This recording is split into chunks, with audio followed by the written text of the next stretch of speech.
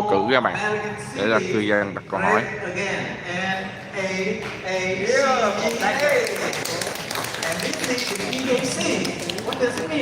Political activity committee, a special committee that every all of you can form it as long as you adhere to the rules and the principle of fair election.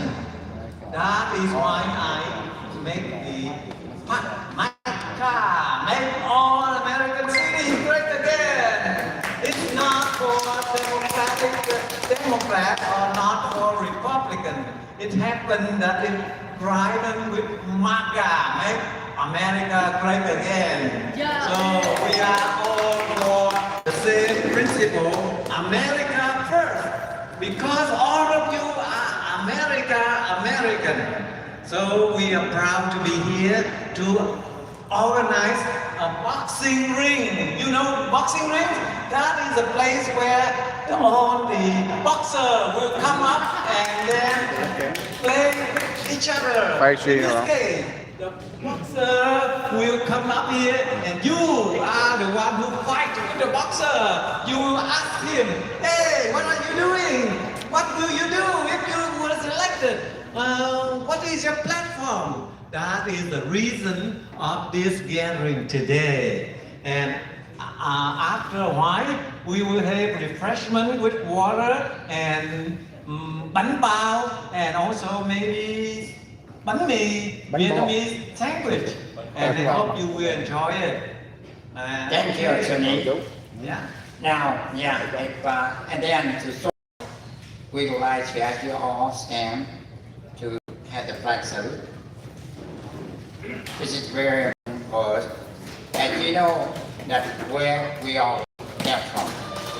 This is wait, just wait. This is the leaf. We all salute the South Vietnamese Republic flags, which is, many died. 68 American and allied came to Vietnam and they died to protect our freedoms against the communists. And now, they South Vietnamese flag salute begin. Xin mời anh Chuyên.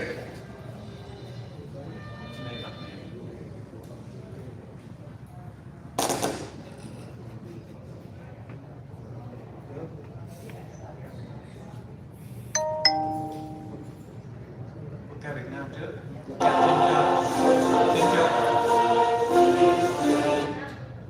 Xin cho quốc ca Việt Nam trước. Yes, I would like to salute the Vietnamese anthem, South Vietnamese anthem, please. Yeah, he's working on it.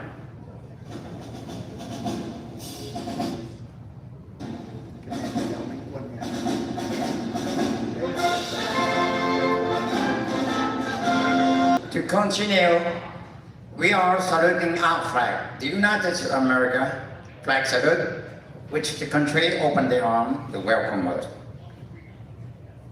Flag salute begin.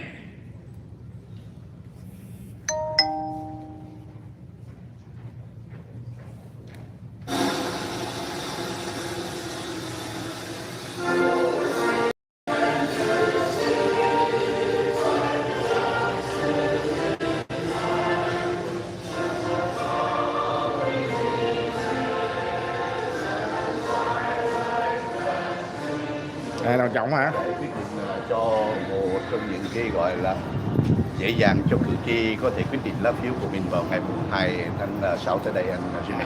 Chào anh Việt Di Tru. Chào anh Trọng nha. Dạ vâng. Đây là anh Đoàn Trọng, những ngày hôm qua cũng theo sát cái sự kiện mà rỉ hóa chất, thì đến ngày hôm nay thì anh đánh giá trên những phương tiện truyền thông và từ phía bên bà giám sát nhân cho đến Nguyễn thì tình hình như thế nào anh? Lẽ nhiên là chúng ta phải nhìn nhận rằng tất cả mọi người gắn liền với cái sự kiện mà chúng ta đã trải dài 5 ngày vừa qua. Điều mà chúng ta ghi nhận như tất cả những người họ có những hành động rất là tích cực, rất là tích cực, và đó là cái niềm vui của cộng đồng người Việt. Chúng ta khi biết được rằng là trong những cái hoàn cảnh khó khăn nào thì tất cả những người đại diện họ cũng có thể nói rằng là họ cố gắng làm cái điều gì tích cực đến bây giờ thì có thể mọi chuyện đã hoàn tất và không có cái gì trở ngại. Giống như anh đã tìm cover nhiều cái tin tức rồi, thì chúng ta đó là một cái bài học cho chúng ta biết được rằng là nếu họ tích cực như những gì họ làm trong những ngày qua thì có thể tương lai cử tri họ sẽ quan tâm đến họ và họ sẽ là những người đại diện xứng đáng. Trong cái cuộc bầu cử cái ngày đến sáng ngày 2 tháng 6 là đập hưởng sơ bộ, thì anh đánh giá tình hình cái cuộc bầu cử đến thời điểm này như thế nào? Đến bây giờ thì chắc là rất khó khăn để có thể nói rằng người nào sẽ là một trong những người có mặt ở vòng 2. Cái điều mà mọi người chắc là phải đồng ý với tôi đó là ông David Direction có thể là một trong những ứng cử viên có mặt ở vòng 2 của Đảng Dân Chủ. Tuy nhiên ở phía Cộng Hòa thì chắc là quý vị thấy 5 ứng cử viên. Đến bây giờ thì tôi nói thật là tôi làm nghề cover lâu, nhưng mà hôm nay tôi chưa có nghĩ đến một người nào sẽ là đại diện chính thức của anh. Trong cái đợt rò rỉ vừa rồi thì ông dân biểu Đế Trần cũng là một trong những người rất là năng nổ trong cái việc giúp đỡ cũng như là kêu gọi từ bên liên bang để đưa ra một cái lời về tình trạng khẩn cấp liên bang từ tổng thống Donald Trump. Thì ông đánh giá những cái việc làm của ông Đế Trần như thế nào? Tôi nghĩ là anh Direction cũng là một cái công việc mà khả dĩ có thể mang lại cái niềm tin cho những người đã từng ủng hộ ông trong quá khứ. Tuy nhiên trở lại cái vấn đề FEMA và cái quyết định của tổng thống Donald Trump, cái điều đó chúng ta phải tự cảm ơn lấy tổng thống Donald Trump, vì ông dù sao ông cũng quan tâm, mặc dù cái tiểu bang này là tiểu bang của Đảng Dân Chủ nhưng ông vẫn quan tâm như vậy. Thì đấy là một cái sự quyết định rất sáng suốt này. Rồi cảm ơn anh Đoàn Trọng nhiều. Em có anh Vũ Nguyên chú em xin hỏi anh một câu, anh hồi phó hội truyền thông Việt Mỹ bà con. Anh nói về anh đi đến Trần, anh đang đến cái thành phố Westminster. Anh cảm nghĩ sao về anh đi đến Trần, ảnh đem về cho thành phố Westminster nhờ $1 triệu cho những người già và thành phố Santana mấy trăm ngàn? Đó là những việc làm mà thiết thực. Chúng ta thấy là ông dân biểu liên bang Hoa Kỳ Đế Trần đã kêu gọi liên bang để tài trợ cho cái phân 1 triệu cho người già ở Westminster. Đó là việc làm rất là thiết thực, khi mà về cái housing ở Westminster rất là nhiều housing nó đang cũ kỹ và cần được tăng trang lại, cũng như là tạo những điều kiện cho những cư dân lớn tuổi, người già, cư dân lớn tuổi á. Và cái đó là việc làm thấy là thiết thực, rất là thiết thực. Vì chúng ta nói là về an cư đặc biệt, mà đặc biệt là những người lớn tuổi, cô chú ở đây thì những cái phân nó mang về cho Westminster rất là những cô chú đó là những cái điều kiện về housing rất là tốt. Anh cảm ơn Vũ Nguyễn vì chú về tại chương trình bên trong. Đúng rồi, mà đi vô dòng này. Rồi cảm ơn Jimmy từ phố California đó. District 45. The position is very important. As you know, in District 45 there rất độc lạ tại Busan. candidates in Republican Party and one incumbent candidate in a Democrat Party. And here we create a change for 5 candidates of Republican Party by create the environment for all of them to come. And now, as you know, this is the only one who show up today. Why? Because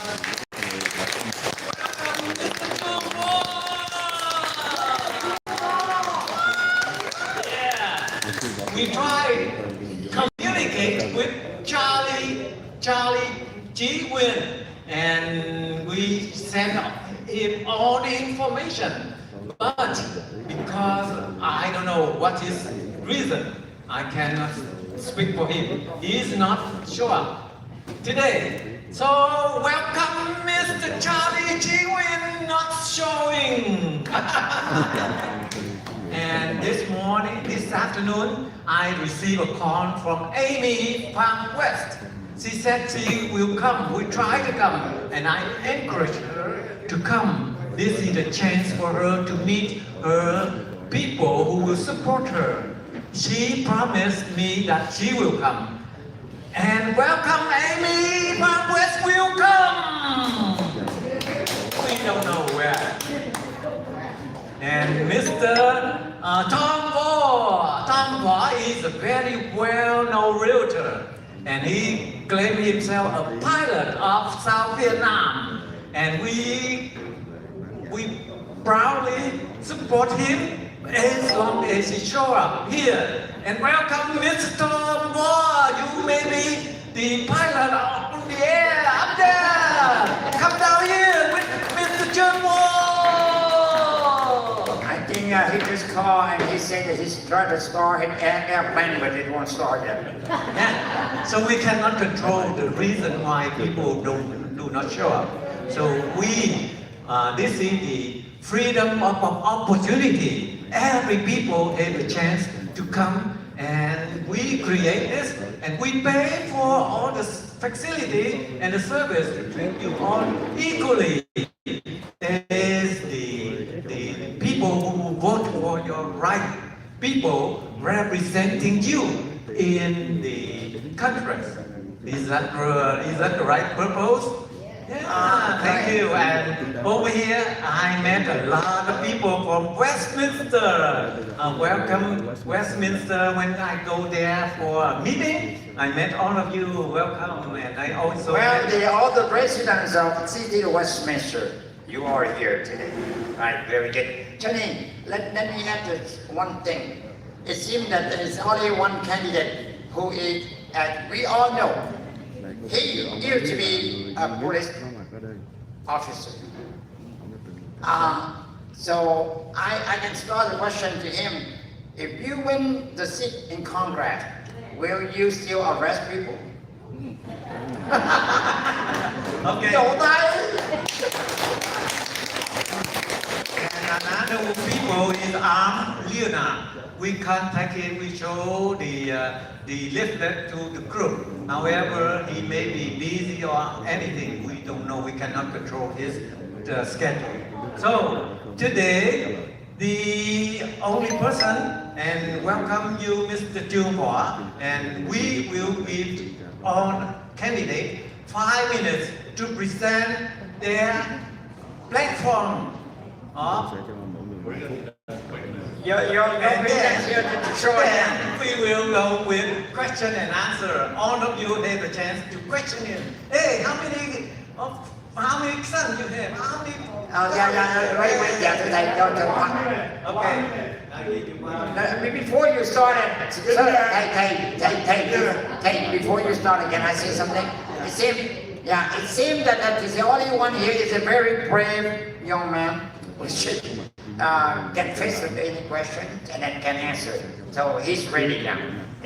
Kính thưa anh Chuyên Võ, con Trung Tăng Thích Minh Tánh, kính thưa đồng bào trong và ngoài nước, là có một cái question đầu tiên chỉ có one minute only, là tại sao mà cái coi như là nói chung là cái cuộc tranh luận hôm nay là ai là tổ chức để cái lá cờ cộng sản, để lá cờ coi như là cộng sản lên trên.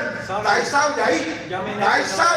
Ai Di Đà Phật, xin trả lời cho đồng bào. Cảm ơn. Thưa thầy cho tôi trả lời liền. Thưa thầy, lúc này khi chiếu lên Việt đó, tôi đã ra tôi nhắc rồi, tôi nói cái đó là của ông Đào Minh Quân dẹp xuống liền và bên cạnh đó có những ngôi sao. Nhưng mà vì lý do gì đó ban chỉ tôi không dẹp đi, vì tôi làm quan niệm ngay từ đầu và làm như vậy. Cái lễ chào cờ mà vì như vậy để cái lá cờ cộng sản nó không chào cờ. Sorry, your minute is over. Nhưng mà cái lễ chào cờ mà để cái lá cờ cộng sản là please sit down. We will explain to you. Right. Okay, I am responsible for all the mistakes that we have today. Something that's happening out of our control. Okay, so the main purpose here today is create a chance for the candidates who will run for Congressman District 45. And now, Mr. Chuyên. Hello, everybody. The monk asked the question, why is there a communist flag behind me?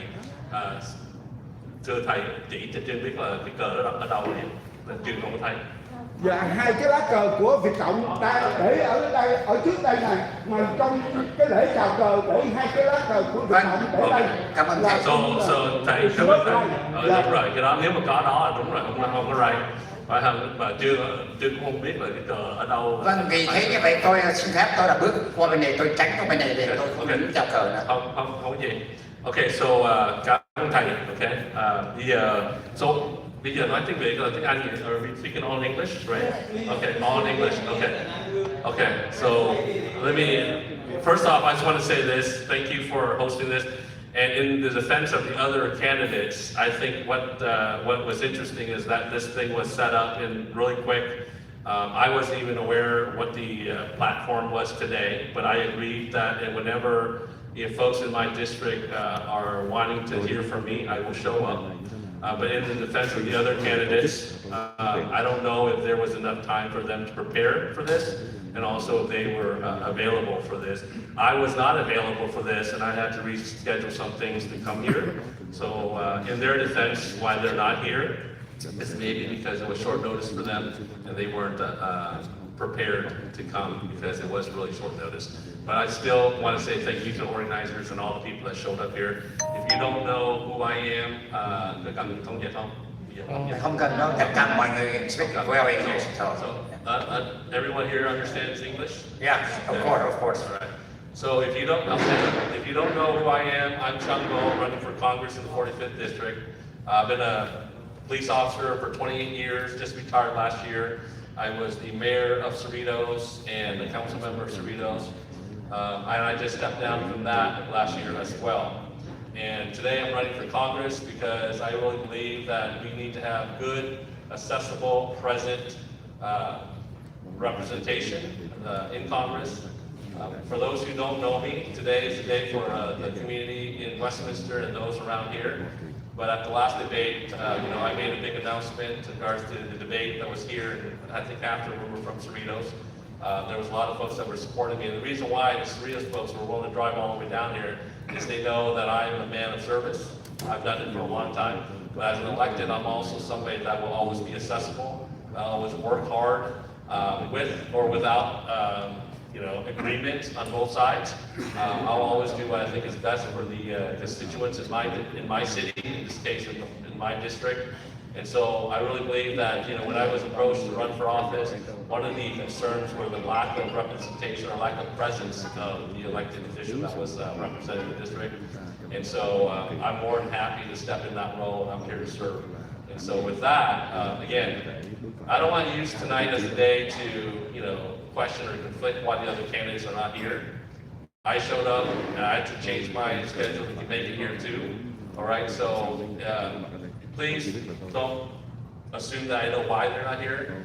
I won't be able to talk for them, I won't be able to answer for them, but I'm here, so I'll answer the tough questions if you want to ask it. Like, he was concerned about the communist flag. I don't know what he's talking about, to be quite honest with you. But if that's a concern, I'll address it. I'm not going to run away from that. So go ahead and ask me questions, and this is open to everybody, right? Anybody that wants to ask questions. And I think that was my 5 minutes, but it's okay to go over 5 minutes, right? Because I don't think we have any problems with it. Yeah, so if anyone has any questions, just go ahead and ask. All right, let's do this. If you have a question, I will leave the mic to you. So let's just do this as a public forum, a meet and greet type of thing. How about that? Is that okay?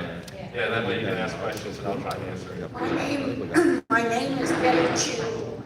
I am a former mayor of the city of Monterey Park, and I live in Middle Park.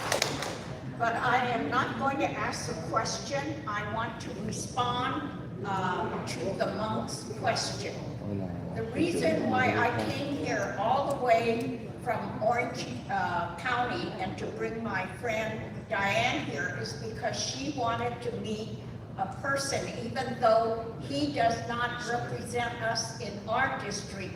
We want to have the best candidates we can in Congress, because when he gets to Congress, he's going to represent all of us, regardless of where we live.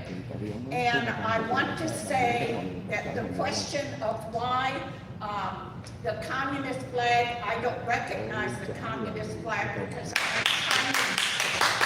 I am Chinese and not Vietnamese. But however, that has been one of my main concerns. I am 89 years old, and I have been concerned about communist China ever since high school.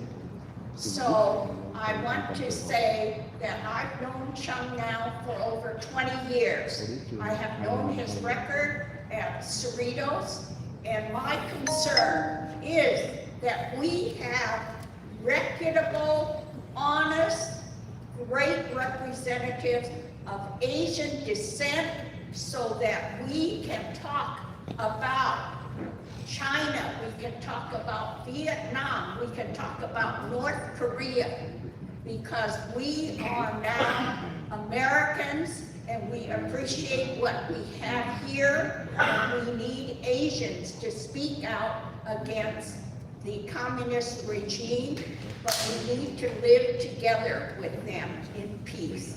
And I believe that Chung is one that has exhibited great values as an American citizen, being able to forge both the Asian community, the various Asian communities, together with Americans, because we are now Americans Asian instead of Asian Americans. Thank you. Thank you very much. And as you can see before you respond to her or whatever, we can say that with the age that she looked very young. I think she's about 70. Thank you. Thank you for that. Any other questions? Thank you for your expression. And may the next one, please come up. Please. Can't go to the class, so I need to stick.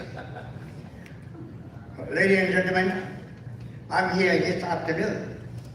And thank you very much for Mr. Nguyen Quy, the man. I know him for a long time, and Mr. Tony Bui, and the commissioner, and no longer, right? But anyway, I very feel disappointed. Only Chuyên Wong. He's a former police and a mayor of Syracuse, right? But anyway, I heard about city cancel the meeting today, May 27. No meeting at all. Yeah. They have only special meeting.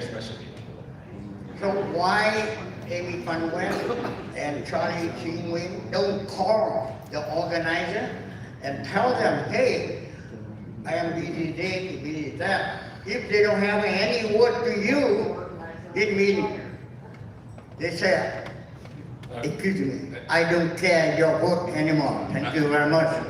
Okay, thank you. So, can I just say something? So let's not try and attack the other candidates, right? Because whatever reason why they're not here, they're not here. Because if you're here to ask questions, to know the candidate, I am the candidate here. So thank you so much, but I'm not one to try and say, you know, attack the other folks because they couldn't make it. So if you want to ask questions of me, I'm here. But if it's going to be all night talking about them, then, you know, I'm going to go somewhere else. Okay, thank you. Very kind. Very kind of you. Anyone else? Trang có ai có không ngoài nào thiếu không? Anyone else? Vậy thôi, xong rồi hả? Chưa đâu. Give them some time to think.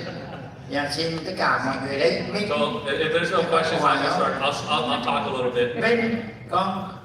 I have a question for you. Yeah, go ahead, sir. One of a flyer came to my house. I don't want to mention the name.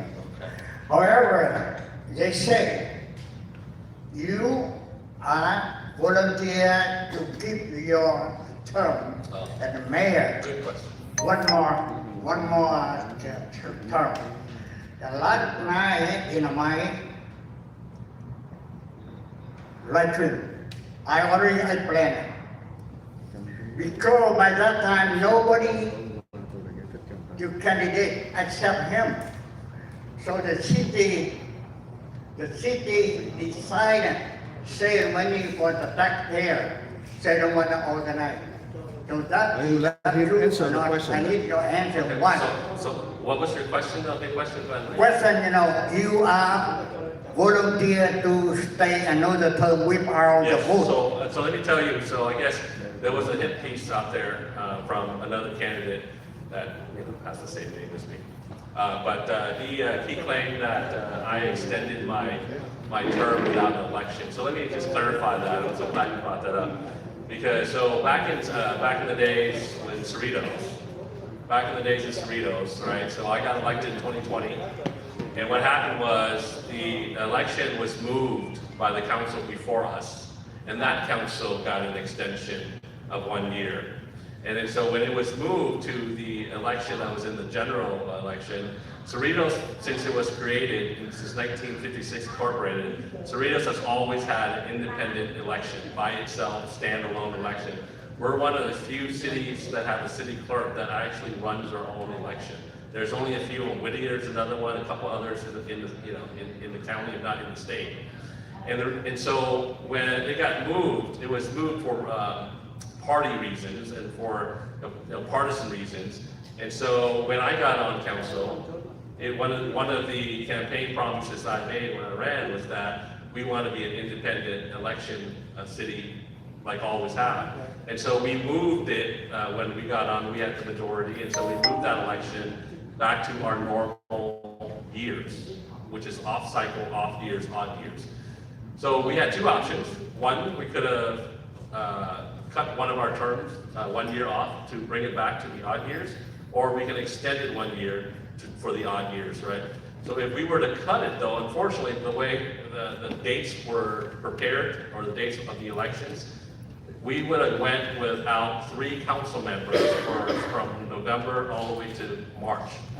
So you couldn't do that, right? There'll be only 2 council members. So the other legal option, legal, and I say legal, it wasn't something that we just did it without an election like the other candidates claiming. We were legal and allowed because we were a charter city. So we opted to extend it for a year so we all could be on council. And right after that, it's interesting because the other side said that, oh, you did that to extend your benefits and all this other stuff. I actually suggested to the whole council that we all agreed to take 1 year away from our benefits. And only 2 council members, that's me and another council, agreed, the other 3 did not. So, and then on top of that, right after that term, I retired. Because, people thought, oh, you only do that so you can run more and more. I retired, one, because, my story is that I want to spend time with my son, right? And that's the story, that's the honest truth. And so it's interesting that the other side would try and use that against me when we did that to bring that city back to normal the way it was before. So does that make sense? Anyone have questions for that? That satisfy you to your question, sir? And also, to continue, what is the term of the city mayor there? So the city of Cerritos is different than Westminster. It's a city that rotates their mayors because we're a little smaller. And so it's a lot like the other cities. So every year you rotate, you're supposed to rotate. And so I was mayor pro tem for 3 years out of the time I was there. And so out of the 5 years I was there, 4 of those years I was in leadership role. And so the council put me mayor pro tem for 3 years. The first year I got it right away. They gave me the mayor pro tem my first year when I got it, which I felt honored, but I also felt like that title meant something, right? And so usually when you're the mayor pro tem, you're in line to be the mayor the next year. But I felt that because I was newly elected, and this is where I hope you see I'm different than every other politician. I felt that I felt that that title meant something, so I was willing to give it to somebody that was more senior to me. Because I wasn't fighting over to be mayor or not, right? It was everyone who runs for office, they want that title. So I gave that up to another councilwoman who became mayor because I said, you know what, I'm okay with waiting 1 more year to get more experience, but also out of respect to the title, someone who just got elected shouldn't just rotate it to mayor right away. So I did that, and so I gave up my mayor seat that 2nd year, and then my 3rd year I became mayor. And in my 4th year, I was a council member, and then my 5th year, I was mayor pro tem again. Because they were hoping that I would be mayor again, but then I retired from that. So one thing you know about me is I don't run for office because I want a title. I don't run for office because I feel like I'm going to get benefits or perks. I run for office is because of why you see me here today in front of you. Is that because I want to serve the people of our district. It's that plain and simple. There's no like, you know what, there's got to be another story to him and stuff. And at the end of the day, June 2nd is coming up. Whatever happens June 2nd, I just hope that this community here, especially here, what I see about this community, different than other communities in this district, is it's really fractured. There's a lot of fighting, infighting amongst the people here. And I just hope that whatever happens on June 2nd, if I win or someone else wins, that we all come together and we just support each other, regardless of the turnout on June 2nd, okay? And so I say that is because it's gonna be rough. I'll tell you, it's gonna be rough, you know, because for those who really believe in me, it's gonna hurt, right? I'm not gonna be happy either because I won't be able to, you know, serve when I should be serving. But the bigger picture is we need to actually get together and be one city here in Westminster again. Like, you know, like Tony said, you know, he created that new, you know, what make all-American city great again. Well, in the, not just Westminster, but in the community of Little Saigon in general, I just want everyone to get together. There's folks out there that completely hate me, but have never even met me. There's people saying all these bad things about each other, but we really haven't really sat down to talk to each other to say, hey, are you a good guy or a bad guy, right? So that's what I want to see in this community, and also see, you'll see that in my campaigning, I'm a little different. You know, I show up, I'll take the attacks all day. I'm a police officer, 28 years. There's nothing anyone can say or do to me today in politics that is worse than what I saw as a police officer, with crooks yelling things at me, throwing things at me, trying to shoot me, trying to fight me. There's nothing that I haven't seen that is, you know, not worse than what I, you know, politics, right? So, yes. And then to all those who have the cameras, if you want to mic me up, you're more welcome to mic me up. Okay, So I don't have a problem with that. I'm from Formosa TV. I'm not going to mention the other candidates who are not here, as you wish. Then my question is, if you get past the this primary and go. I'm sorry, you already started off wrong. It's when. If you pass this primary and entering the face-to-face with direct trend, then the question is, if you are going to debate with him, which issues you want to debate with him the most, and why? That's a great question. Great question. Well, I mean, I would have to first point out what results he's had since he's been in office. You know, we'll have to ask, you know, I would ask him, like, what have we brought to this district? I mean, if you talk to his side, you know, the answers would be completely different. But what I understand it to be from the side that this community here, since we're here in Little Saigon, I'll focus on Little Saigon, is that our debates will be what is brought for his constituents here in Little Saigon, and that is not what the constituents is looking for, which is the conservative values that they're hoping that he would take to Washington, right? And so, I mean, my question is, you know, why didn't you support the anti-socialist resolution that we won, right? We'll talk about other things. You know, right now, I mean, I think someone, I won't mention who, you know, I'm not going to bring that up. So, you know, at the end of the day, you know, affordability is a big deal, right? We got to say, what did you do to bring affordability back? He did bring money to the local cities just recently. I mean, I give him credit for bringing the actual physical check, but that same check where that money came from, the funding from that funding, was he voted against that. So the only reason why he was able to bring that money to all the local cities is because the conservative Republicans voted to pass that bill through Congress. He actually voted against that DHS bill. And so because that money was then given to the local cities, he is the representative of the District 45, so he gets to go carry the check and the money to those cities and take pictures in front of them. And I just, you know, at the end of the day, it's like, yeah, he did bring the money to the cities, but why did he vote against it? And so these are questions I would ask him and we would debate on, you know, and then, you know, the other thing is, you know, the taxing of the American people.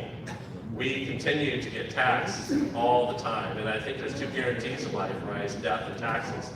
And so at what point do we just say enough is enough of taxes?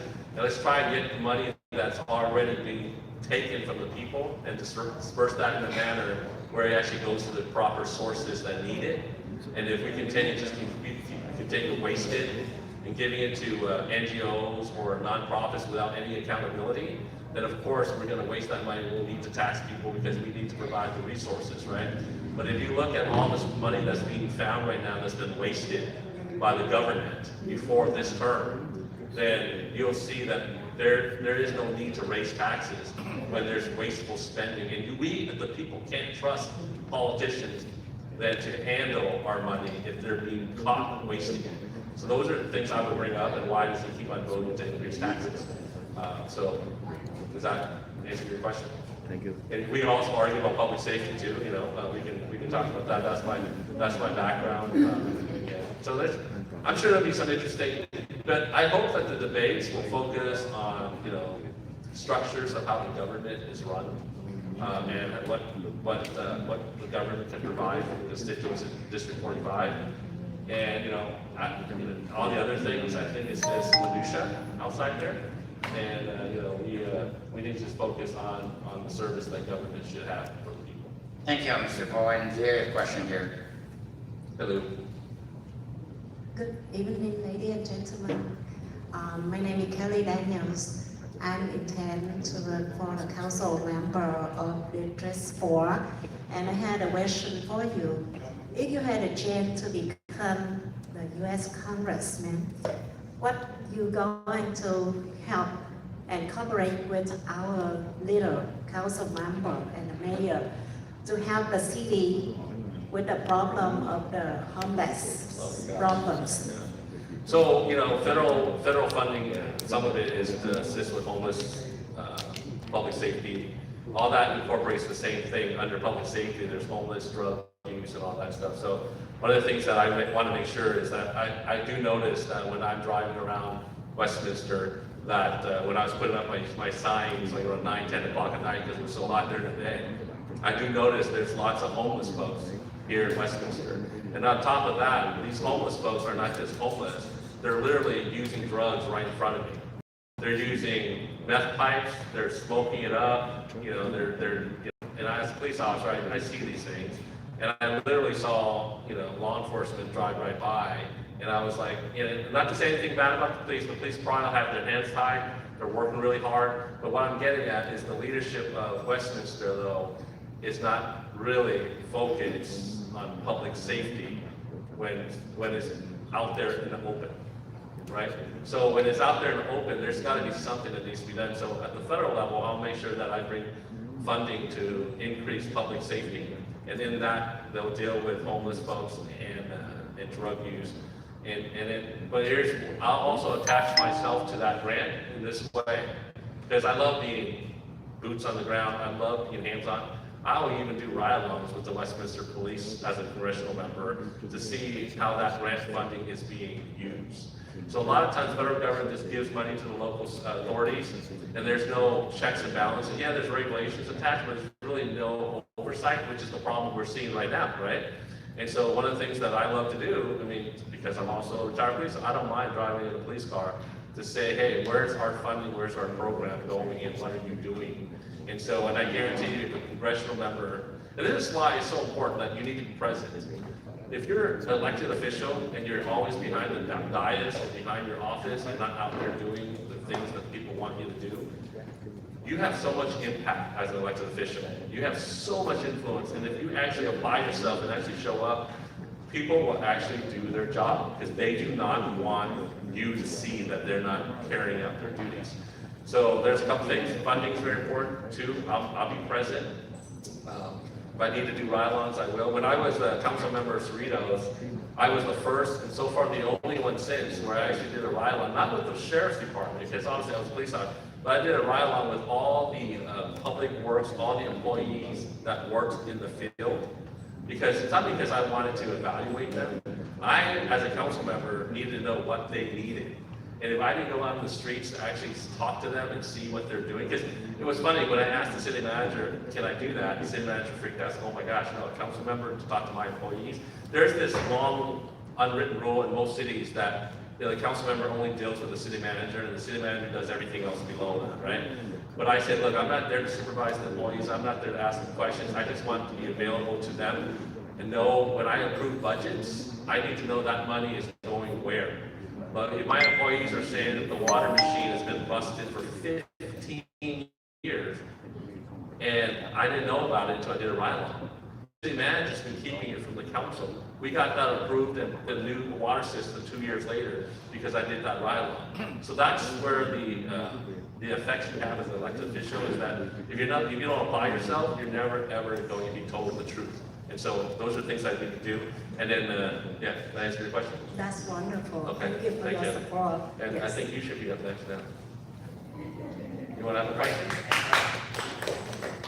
Whatever we You're just elected to hear, city council too, right? yeah, whatever we just hear from him, because we need to put this man here, up there. How about shelter? How about shelter? Không là where to be. Shelter is important. And then I'll answer your, after it hurts, I'll answer yours, okay? I bring this printout about the letters that the director sent to all the other cities to campaign for Mr. Charlie Wing. And he said with Trump agenda, things like that, he advertising for Mr. Wing, Charlie. And I was going to ask a question, how Or you can ask me or ask him. candidates would think about that? Why American advertising campaign for Mr. Wing? But because I heard you explain, Mr. Chuyên was explaining in the Brookhurst TV interview. Is that, I think? Yes. I think. But you here, so you might want to explain that again. And I have another question. Okay, so she's asked the question, how do I feel, what? I'm sorry, I have to print out right here. Yes, she asked the question, she wanted to ask a question to the candidates, but obviously I'm the only one who gives them a choice but for me to answer. Actually, I'm sorry, actually, there's another one. After this, there's another. There's actually three. Yeah, There's actually the same with the hat, with the MAGA hat and things like that, to all other cities to advertise for Mr. Charlie Wing. Why? So she's asking why there's a flyer being mailed out by Derek Tran to support Charlie Wynn. Charlie Wynn, is that you say full name? Charlie Wynn. And so the only thing that I and my campaign has recognized is that, you know, this was actually done before. If you remember Adam Schiff against Katie Porter and Steve Garvey, the Democrat didn't want to go against their own Democrat, Katie Porter. So Adam Schiff went and campaigned and bought mailers for Steve Garvey as a Republican. So Adam Schiff was a Democrat, and he did mailers for Steve Garvey, who's a Republican, because he knew that if Steve Garvey passed the primary, that he would beat Steve Garvey easily. And so, and it is true. And so Katie Porter ended up losing. All right, and then this time around, so this must be a tactic. I don't know if the Republicans have done. I can't say we have it or not. I can't verify that. This time around, you know, Derek decided to mail out Republicans. He's trying to say it's a hit piece, but if it's a hit piece, he's saying everything that Republicans want to hear about Charlie Wynn, and he's only sending it out to Republicans. And on that, those flyers are saying really positive MAGA things for Charlie. And so we would assume, and you know, the assumption is very, very strong, that Derek has identified Charlie as somebody that's capable of passing the primary, but also a weaker candidate that will lose in the general, right? Because he could do the same thing for Amy, he could do the same thing for Tom Bowe, but he picked Charlie because he thinks that Charlie actually has a slight chance of getting past the primary if he just nudges in a little bit with these mailers. And so it sends two messages. One, the message is that he identifies that Charlie is the weaker candidate to me. And two, that Derek and his campaign is concerned about me winning because I'll be harder for him to beat. And so those are the two messages that.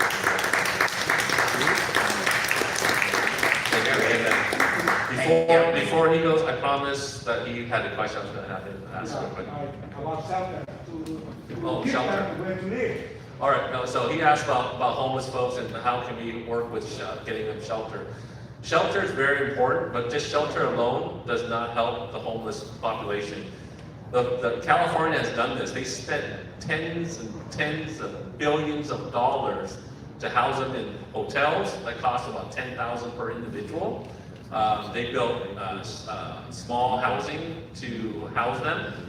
But if that doesn't come with other services like drug issues, right, rehab, and also mandatory requirements that if you don't do certain things, then you're not allowed to be in the shelters. Most people who are homeless, and I say most, not all, they do have an addiction problem, and they do have a mental health problem too, right? And so that's why they're on the street. So we have to identify those problems to fix that core root problem before we put them into a house, right? So unless we fix that, you can put them in any shelter, spend tens of billions of dollars on shelters, they won't stay there because they'll have to go somewhere for their addiction, they'll have to mental health, they may not feel safe there, it's something that causes them to want to go somewhere else. The core problems are those things, and so, but yet California claims that they do that also. But when you go and find out where that money's going, those folks are not even present at those clinics, but yet the clinics are getting money for it. So that's the fraud and waste and abuse that we need to make sure that we look at. Agree completely. And so when we find the money, we make sure the money goes to the right folks that actually help. And then that help is going to actually do something before we stick them in the house somewhere, and then if they do get help, maybe they're gonna want to actually find their own living quarters, that they can afford to do that, they'll get a job. And that's where there's a difference between the policies and the tenets of the party is that we want to empower individuals to be successful. We don't want to just keep on giving so they just continue to take. We want to empower them so that they will be successful in life. And so that's the goal I'll have going into the caucus. I think that gentleman in the back. Yeah. One more question, please. One more question, repeat. He's not going to not ask you one. One more question. Okay.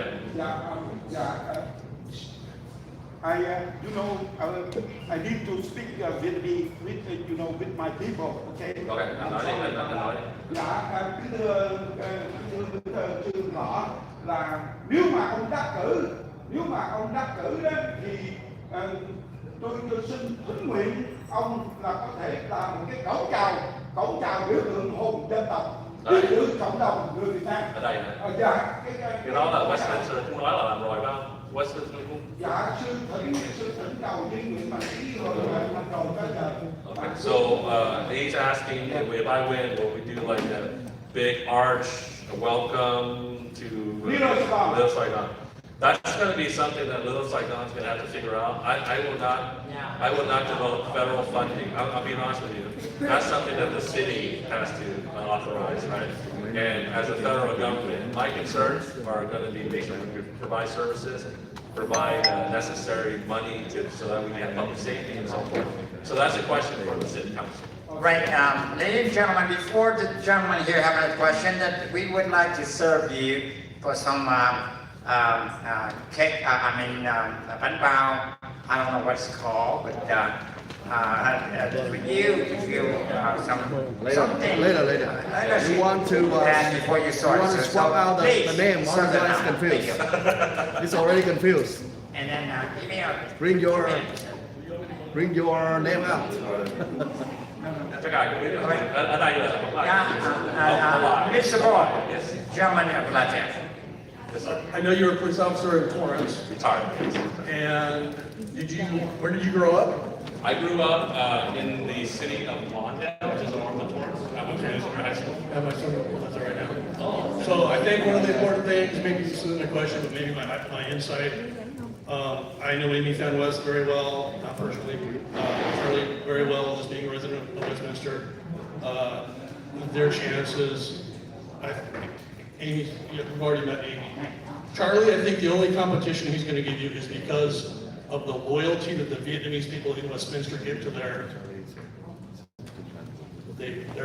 president, their mayor. That's the battle, that's the competition that you're going to have with the votes from Vietnam in Westminster. If people see you, and you speak, and your character, it's obvious. Obviously, you have my vote. I came to the Chungo and Amy West.